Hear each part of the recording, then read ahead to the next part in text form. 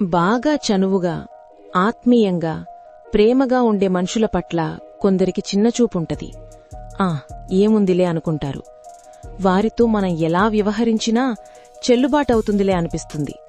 వారితో చెప్పకుండా పలానా పని చేద్దాం, శుభలేఖ ఆకరుణ పంపుదాం, కష్టంలో ఉన్నారని తెలిసినా చూసి చూడనట్టు ఉందాం, ఇచ్చిన మాటను తేలిగ్గా తీసుకుందాం, చెయ్యగలిగి ఉండి సహాయం చేయకపోవటం, వారి వీపుమీద విస్తరపరిచి భోంచేద్దాం అనుకుంటే ఆ క్షణంలో ఆ సదరువారు మనం చెప్పింది విన్నట్టుగా కనపడతారు, నవ్వుతున్నట్టే ఉంటారు.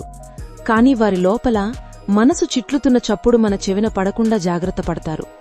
ఆ తర్వాత వారు మనకు కనిపించరు, జారిపోతారు, చేజారిపోతారు. మనుషులు చేజారితే ఏమవుతుంది? వారితో మాత్రమే సాధ్యమయ్యే జీవన సందర్భాలన్నీ నాశనమవుతాయి. వారితో నిర్మించుకున్న గతం తుడిచిపెట్టుకుపోతుంది. వారితో వీలైన భవిష్యత్తు నష్టమవుతుంది. ఉంటే బాగుండు అనుకునే క్షణాల్లో వారుండరు.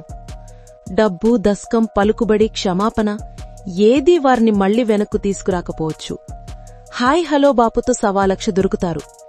ఈ నిజమైన ఆత్మీయులను కాపాడుకుంటున్నారా? అసలు మీరెంతమందిని చేజార్చుకున్నారో ఎప్పుడైనా లెక్క చూసుకున్నారా?